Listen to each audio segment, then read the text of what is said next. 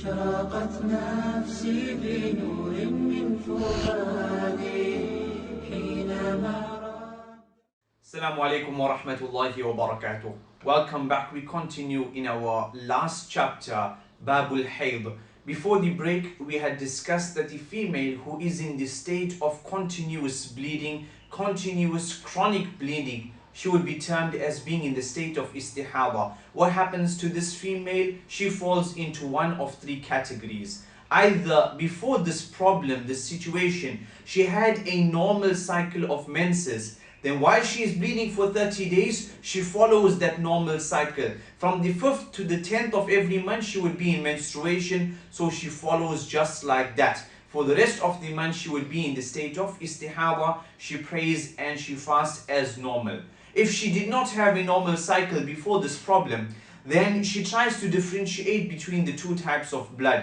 If that is not possible, then she goes to the third option. She looks at other females in her family who are of the same age, and she takes from them their rulings. Meaning that if they have a normal cycle from the 1st to the 5th, then she follows that ruling and she would follow on from them. So the three levels are: number one, if she had a normal cycle, she would follow her normal cycle before the eventuality of this problem. Number two, she tries to differentiate the blood of istihada from the blood of menstruation. And number three, she follows on the females if her family, if she's unable to follow number one or number two.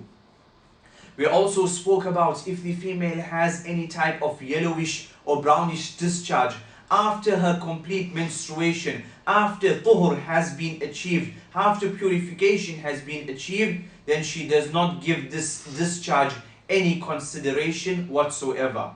We also learned that everything is permissible between husband and wife while the wife is in the state of menstruation, except intercourse. Intercourse is totally muharram, consensus of the scholars on this matter. It would be recommended for the female to have some sort of izar, some sort of covering around her private areas. And we also stated that if the husband sleeps with the wife while she is in the state of menstruation, the Hanbali madhab opinion that he has to give some kafara between 40 riyals and 80 riyals, and that is the strongest opinion on the matter bi'idhnillahi ta'ala.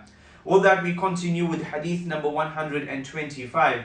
وعن أبي سعيد الخدري رضي الله تعالى عنه قال قال رسول الله صلى الله عليه وسلم أليس إذا حاضت المرأة لم تصلي ولم تصم متفق عليه. This hadith recorded by Imam al-Bukhari and Imam Muslim, that the Prophet sallallahu alaihi wasallam said, is it not so that when the female is in the state of menstruation, she does not pray nor does she fast? This hadith gives us the information that this female who is in this state, she is not allowed to pray nor to fast. These are from amongst the special rulings attached to this female who is in this state.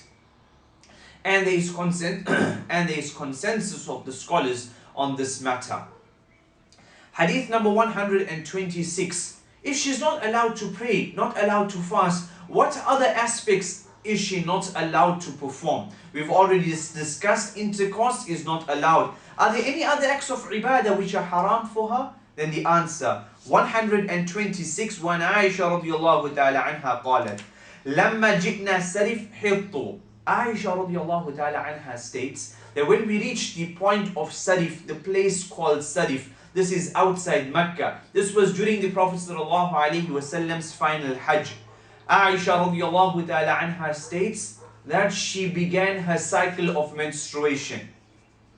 فقال النبي صلى الله عليه وسلم, and the Prophet صلى الله عليه وسلم said to her, افعلي ما يفعل الحاج غير ألا تطوفي بالبيت. Do exactly as the normal Haji does, whether male or female. Follow on their rulings. Do everything just like them. Go to Arafat, go to Minas, pal the Jamarat. Do everything as the normal Haji, except what? غير ألا تطوفي بالبيت, except that you do not make tawaf around the Kaaba. This is muharram, this is not allowed for the female. Her hajj would not be valid if she makes tawaf around the Kaaba. And this is the opinion of majority of the scholars. the Hanbali scholars, the Shafi scholars, the Maliki scholars.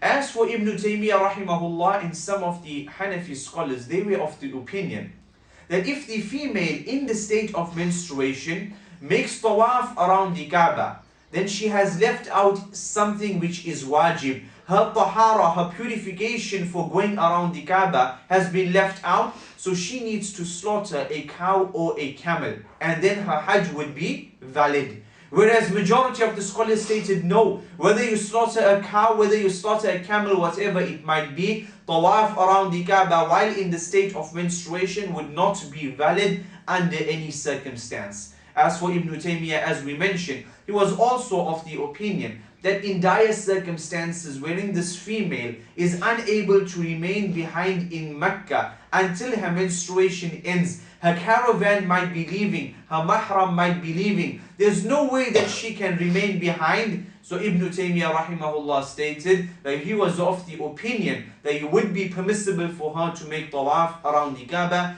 And some of the contemporary scholars like Shaykh Uthaymeen rahimahullah is also of that opinion that if the female needs to catch her plane, she's unable to remain behind, it would be extremely difficult for her to return to Mecca and complete this tawaf. Then he also stated that it would be permissible for her to make tawaf in this condition. Hadith number 127.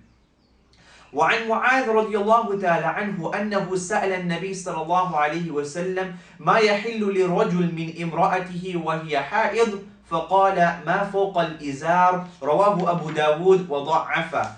Hadith number 127 has some weakness in it, the meaning of which has already preceded. That Mu'adh radiallahu anh asked the Prophet sallallahu alayhi wasallam that what is permissible between husband and wife when she is in the state of menstruation. The Prophet ﷺ supposedly said, "Ma fawqa al-izar," that which is above the izar. We mentioned before that izar is not some sort of covering that has to cover between the navel and the knee. La. Izar would also be a type of covering over the private areas. So that which is above the private areas, above this izar, would be permissible for the husband. We've already spoken about this in the previous ahadith, that only sexual intercourse, would be haram between husband and wife. Everything else would be permissible, inshaAllah. Hadith number 128.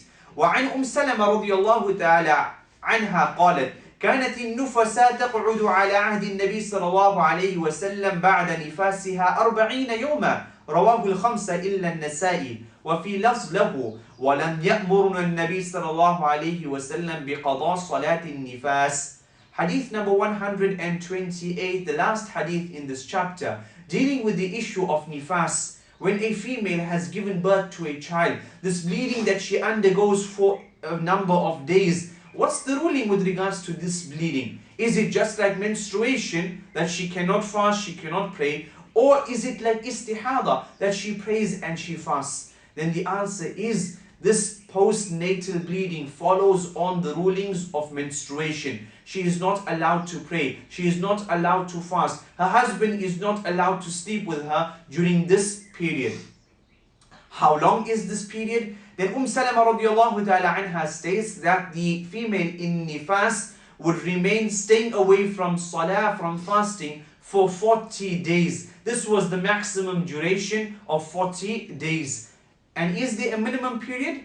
There is no minimum period. If the female bled for 10 days and then she became tahir and then she stopped bleeding, then she would take her ghusl and start praying and start fasting. So there is no minimum period for postnatal bleeding, but there is a maximum period of 40 days. After 40 days, if the blood continues, she takes a ghusl and she prays and she fasts according to majority of the scholars. Also take note that if a female had a miscarriage, if she had a miscarriage and there was form in this fetus, then she would be in the state of nifas. It would be as if she had given birth to a child, to a being, if there is form. And form usually occurs after about 90 days. So any female who miscarriages after 90 days, she would be in the state of nifas. And if she had a miscarriage after 2 months, after 60 days, this bleeding which occurs is not nifas. it would be dam fasad, it would be istihada. She prays and she fasts as normal.